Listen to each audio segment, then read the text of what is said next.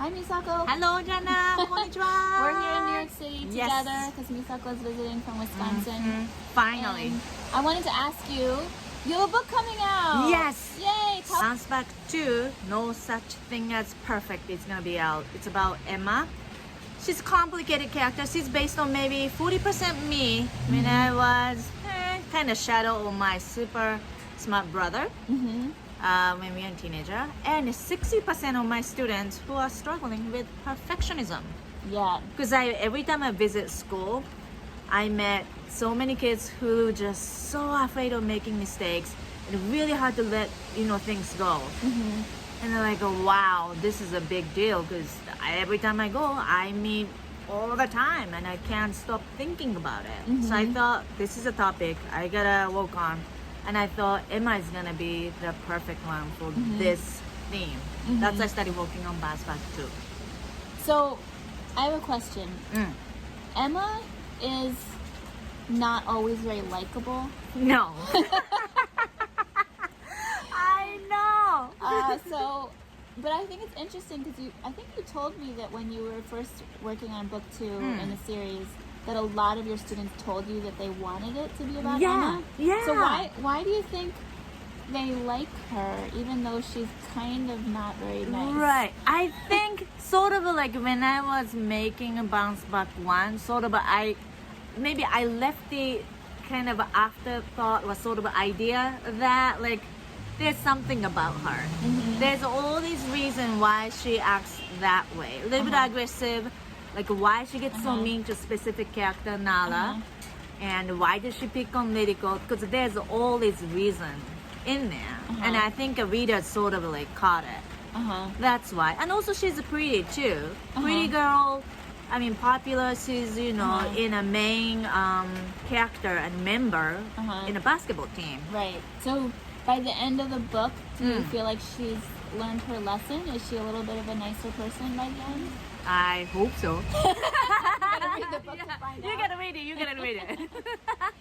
Okay, and then the other thing I wanted to ask you about is that you have a new series that's coming out next year. Yes. So what is it? It's gonna be April and How to Draw Kawaii Manga book series by Misako Rocks, showing really step by step how to draw characters' eyes and hair, and it's also adding a Misako's encouragement, like encouraging those words, I guess.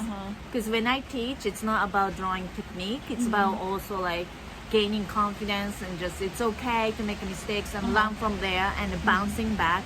That's my theme. So it's like when you are using the book, you're like taking my lessons. Yeah. So speaking of that, you have an online community where you teach kids. So tell us a little bit about that and what's the age level? Okay. So my online school is called Learn Manga with Misako, which is also the name of your How to Draw Manga book. Yes. And then my students from 7 to 12 years old who loves drawing or want to learn more about kawaii, bubbly, positive drawings. So every week I give out 2 live lessons. And I spend a lot of time on just giving a feedback because they really like that time. So one thing I also am really curious about is because you are teaching kids every single week. Yes.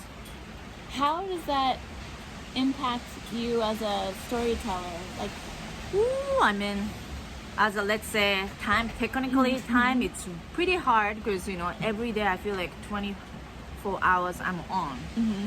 So always making a sample, everything too. But I realize even though when I'm tired, when I teach, then I get the inspiration from my students, and I can use that to make, stories a lot. So I don't know, like teaching them and then making a story is just tied to me.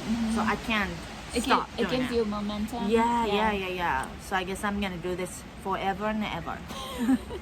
And maybe that's how you get so much done, because I'm I always think so. amazed. Like now you have 2 separate book series that you're working on, plus you are teaching every single week. Well, plus 3 things. You're promoting the books. You're going out and doing events and stuff like that. So do you have any secrets about how you get it all done?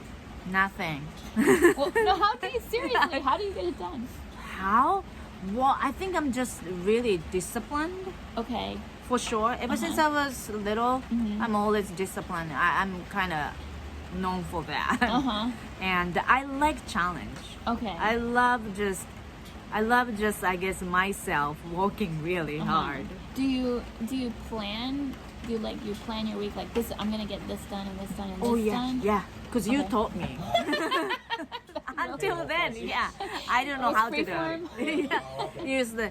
Use the memo pad and everything, and now everything I just put on a calendar, my cell phone. Do this today, do this that, so I know exactly, how many pages I need to work on. Before I just see how it goes. Today maybe 2 pages, tomorrow 4. But now I know the estimate everything too. I calculate. Okay. So each page, using each day. math? Yes, everything must finally. I'm bad at it, but you taught me. Okay. Wow. Yeah. That's awesome. Yeah. All right. Well, I'm so glad we got to see each Yes. other. Thank you. All right. Okay. Bye. Bye.